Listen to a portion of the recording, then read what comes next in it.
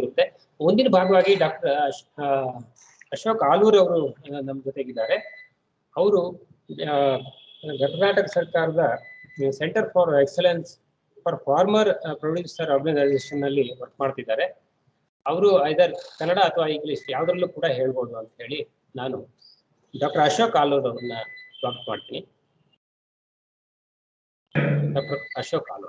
Thank you very much, and it's indeed a great pleasure for me to join this webinar focusing on the modern agriculture opportunities, modern agriculture and opportunities for agri-tech entrepreneurs with a focus on Davangere district.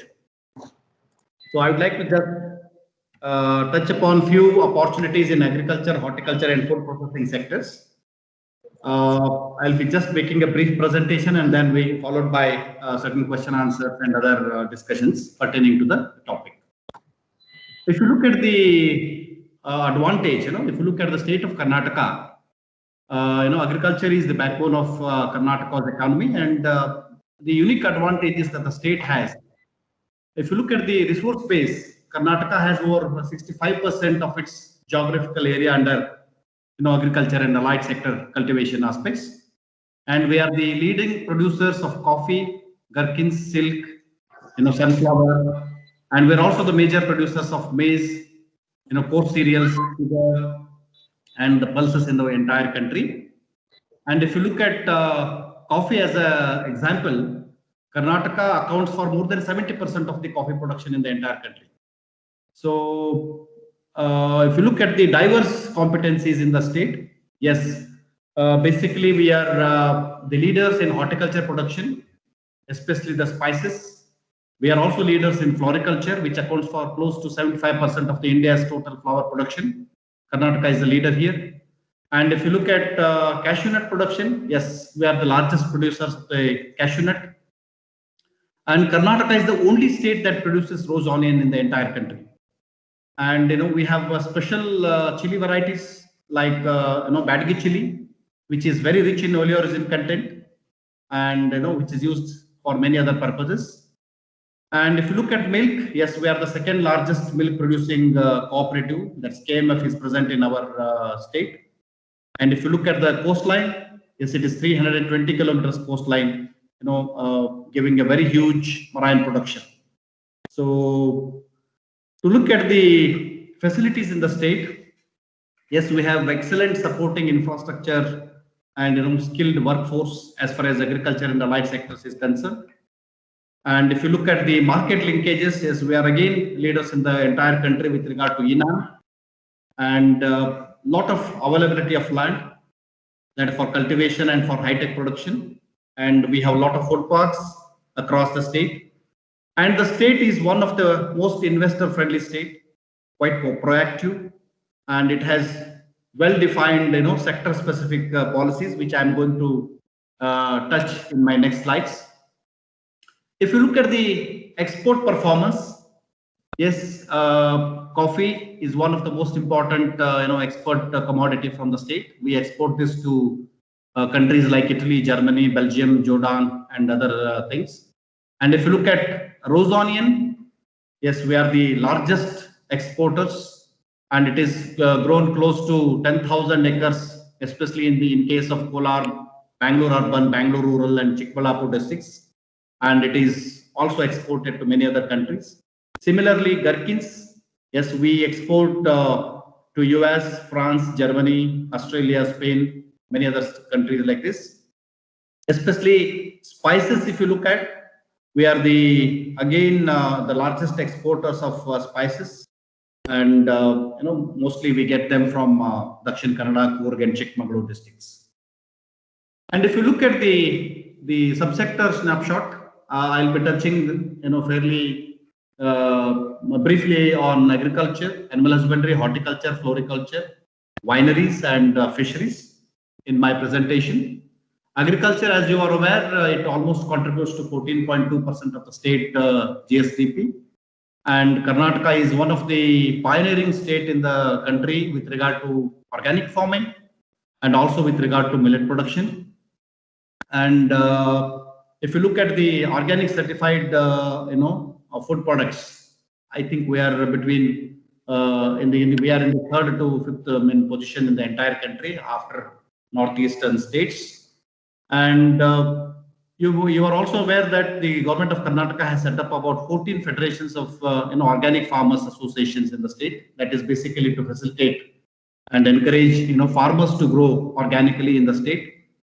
And if you look at the processing opportunities, I would like to again go district by district. When I cover Davangere, I will highlight those opportunities in the district of Davangere. For oil and de-oiled cakes, yes, we have districts like Vijayapura, Raichur, Gadag, Koppal, Gulbarga, and Bagalkot. Corn flour, corn grit, protein feed, glucose, rava, starch. This is, yes, Davangere is one of the leading districts in the state. And there are a lot of opportunities for investors to look at this thing. And followed by Haveri, Belagavi, Ballari, Shimoga, and Chitradurga districts. Dal and tur milling is basically in Kalburgi, Vijayapura, Bidar, Raichur, and Yadgir districts. Dehusking of millets, that's more scope in Davangere again. Ballari, Koppal, Chitradurga. And then coming to fortified atta, it is in Chitradurga, Haveri, Tumkur, Belagavi, districts like that. And then if you look at horticulture sector, we are aware, as I was mentioning to you earlier, yes, we cover close to about 29 lakh hectares of land under horticulture production. And productivity is quite good in the state, and we have almost surpassed agricultural production. And if you look at the total share, look at the share of horticulture to agriculture GDP, it is between 37 to 40%. And look at the opportunities. If you look at the opportunities here, in this case, for juice, jelly, jam, syrup, and aryl juice concentrates and all, this is basically in Chitradurga, Ballari, Vijayapura, Tumkur, Koppal, and Bagalkot. And if you look at mango pulp, squash, pickles, dehydrated fruits, powder, etc., it's Kolar, Ramnagar, Tumkur, Chikbalapura, Mandya, Belagavi districts. If you look at tomato squash, ketchup, sauce, pickles, and both sun-dried things, again, Davangere is one of the important districts having a lot of scope in this sector. And if you look at the dehydrated onion flakes, onion powder, and onion paste, it is Gadag, Dharwad, Vijaypur, Chitradurga, Bagalkot, and Haveri districts. And in case of floriculture, yes, Karnataka is one of the most leading, flower producing states in the country. We are the largest exporters of flowers. More than 30,000 hectares of land is under floriculture. And we have set up the international air cargo services and cold storage at Bangalore airport. And we also have international flower auction at Bangalore that helps a lot of floriculture farmers. And it is India's first and the only flower auction center located in Karnataka with all best amenities. And it is the first international flower auction company in Asia, I should say. And it's a joint venture of public and private sector shareholders. And if you look at the processing opportunities in case of floriculture, it is oil extraction from aromatic plants, crude from medicinal plants, dehydration of herbs. Yes, we have opportunities in Ballari, Tumkur, Kolar, Vijaypur, Gadag, Chikbalapura, Uttar Kannada, Koppal, Shimoga districts. If it is towards extraction of dye or colors or essential oils, or even looking at the cut flowers, again Haveri, Ballari, they stand in the lead position, followed by Tumkur, Mandya, Chikbalapura, Chitradurga, and Kolar districts. And if you look at animal husbandry, I will not touch much upon this. I have another speaker who will throw more light on this.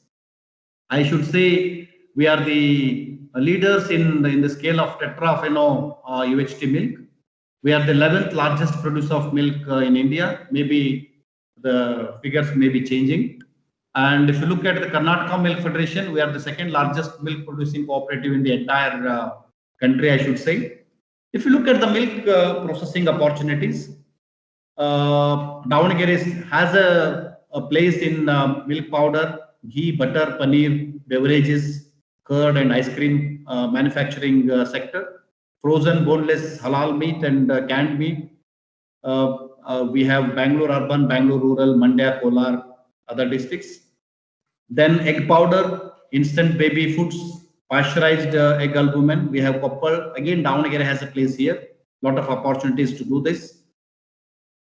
And if you look at fisheries, yes, we also have Davangere in this.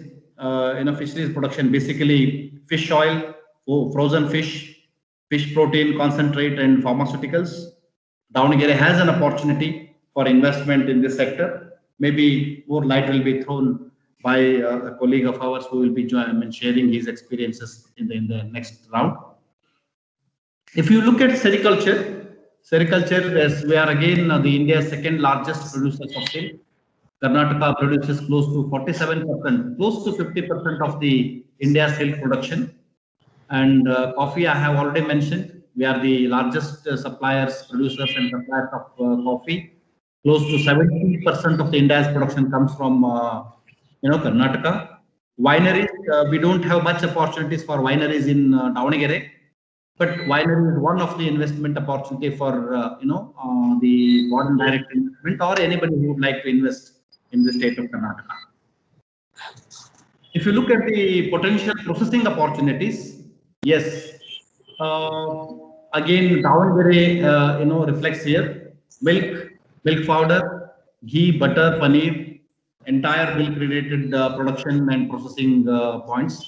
And then you have an opportunity for egg powder and egg-related products. Davangere again has a very potential opportunity here. And if you look at fish meal, frozen fish, and other fish products, Davangere again has a lot of opportunity for inland, fishery and fish products like this. The pioneering institutional support in the state of Karnataka that even people who are investing in Davangere can also explore. We have CFTRI based in Mysore that caters to information and technology needs in food science and technology. We have a National Dairy Research Institute in Bangalore, basically focusing on dairy-related technologies. We have Defense Food Research Laboratory. It's basically food and research and development.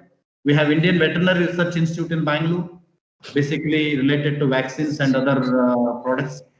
We have Indian Institute of Horticulture Research, basically focusing more on horticulture, precision farming, biotech interventions. And then we have 4 farm universities, one in Bangalore, Shimoga, Raichur, and Harvard. They focus on all agricultural related research, development, and technology transfer. We have Indian Institute of Science in Bangalore, basically focusing on agriculture, veterinary sciences, and reproductive biology. We have a special college of agriculture engineering in Raichur that focuses on soil and water engineering, machinery, and food engineering. And we have the state having a specialized horticulture university in Bagalkot that caters to the entire technology related to horticulture sector. And we have Karnataka Veterinary Animal and Fisheries Science University in Bidar that caters to veterinary and animal sciences related aspects. It means what I would like to say here is we have excellent pioneering institutional support mechanism available for any of the investors with regard to technology, research and development, and also transfer of technology. And if you look at the support infrastructure that's available in the state of Karnataka, and again focusing on Davangere, we have this modern abattoirs in urban local bodies. There are 4 in Davangere, and lot of central warehousing investments have gone in the state of Karnataka. Same is the case with Davangere. CAPEC also has established several state-of-art storage facilities across the state, including Davangere, and a lot of other opportunities for people to make use of this. And if you look at the institutional development and policy support, friends, I would like to say that the Karnataka Business and Food Processing Policy of 2015, it basically aims at achieving a target of 10% of agro-processing by 2020 and about 25% by 2025 in the entire state. The idea is to develop, agribusiness and agro-processing as a vibrant sector for creating employment opportunities for the people involved in this, and also for increasing the returns to the farmers by value addition. and it is also, I mean, accompanied by other objectives such as reduction in the overall wastage, so that there is an increase in the value-added industrial products that brings in more and more income to the farmer. So those are the possibilities. I would like to throw upon, throw a little light on the, what are the incentives being given by the state of Karnataka. If you look at the investment promotion subsidy, 35% of the fixed assets up to a maximum of 65 lakh rupees for MSME. That's an incentive being given to people who are interested in investment. And then if you look at the exemption for the stamp duty for the MSME and category ABC enterprises, 100% stamp duty is exempted. If you look at the concessional registration charges, a concessional rate of at the rate of rupees, 0.5 rupees per 1,000 rupees is given for the registration. And if you look at the reimbursement of land conversion fee, 100% land conversion fee will be reimbursed to the investors. Exemption from the entry tax for the plant and machinery and also for the capital goods. There is a 100% exemption for 3 years for the MSME. And also, and if you look at the subsidy for setting up of the effluent treatment plant, so the state also gives one-time capital subsidy of to the tune of 75% of the cost, with a ceiling of 50 lakh rupees. So that is another incentive being given to people who come to invest in state of Karnataka. This was good for people who are going to invest in Davangere. If you look at the interest subsidy for micro enterprises, it is 6% per annum for 7 years, and they are also exempted from the tax on electrical tariff. It is 100% exemption for the first 8 years. And then subsidy for technology adoption, basically 50% subsidy is given, maximum of 1 lakh rupees for MSMEs in the state. And if you look at the other reforms, yes, Karnataka is one state where we have more than 350 registered farmer producer organizations in the state. Another 250 are in pipeline. Apart from this, we have several other startups in agriculture sector. We have the group crop insurance scheme. The state has also established a facilitation cell for investors to assist them, handhold them, in exports, agribusiness, food processing sector. And also, they are trying to help the people who come to invest in the state, to help them with the ease of doing business. So that is the thing. And they are also trying to bring in a unified e-trading platform. And that is one to, again, help the things. And, they are also trying to remove the zonal restrictions, whatever things comes, and exemption for the market fee for the new agricultural produce processing industries for the period of 10 years. And private markets will also be considered as procurement center for MSPs. This is another initiative by the government. And also there's a huge rebate in the payment of market fee to the tune of 70% by the licensee operating the direct purchase center for food grains, fibers, pulses, spices, things like that. So like this, there are a lot of opportunities being extended to the investors. If you look at several states, Karnataka is again one of the most pioneering states to bring out several policies. I will not go into the details of each of the policies. Basically, we have the Karnataka grape processing and wine policy of 2007, Karnataka organic farming policy of 2017, Karnataka state infrastructure policy of 2007, Karnataka industrial policy of 2014 to 19. There's a thing. And then Karnataka startup policy of 2015-20, Karnataka FPO policy of 2008. Such policies that support investors. Before I can ಈಗ ಬಂದತ್ ನೋಡು. ನೀವು ಮಾತಾಡೋದು ಕೇಳಿಸ್ತಿರುತ್ತೆ ಅವ್ರಿಗೆ ಒಂದೊಂದ್ಸತಿ ಅದನ್ನ. ಆಲೂರ್ ಅವ್ರು ಮಾತಾಡಿ, ನಾವು mute ಮಾಡಿದೆ. ಆಲೂರ್ ಅವ್ರು ಅನ್ಮ್ಯೂಟ್ ಮಾಡ್ಕೊಂಡು ಮಾತಾಡಿ. ಆಲೂರ್ ಸರ್.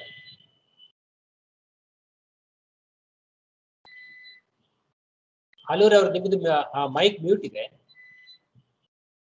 ಮೈಕ್ ಮ್ಯೂಟ್ ಇದೆ ಸರ್. ಮೈಕ್ ಆಫ್ ಇದೆ.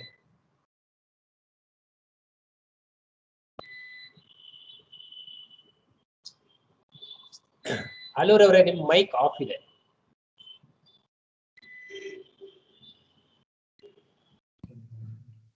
So I just wanted to share few more opportunities, the final opportunities. Before I conclude, I would like to show opportunities for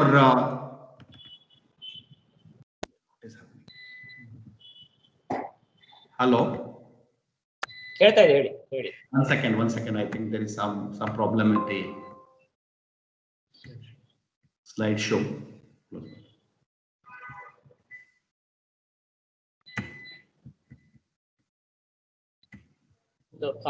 sir, ನೀವು ನಿಮ್ಗೆ ಹೇಳ್ಬೇಕಾದನ್ನ ಹೇಳಿ. Slide Okay. ಅಂದ್ರೆ okay, ಇಲ್ಲ open in ಬೇಡ, ನಾನು ಹೇಳ್ಬಿಡ್ತೀನಿ. By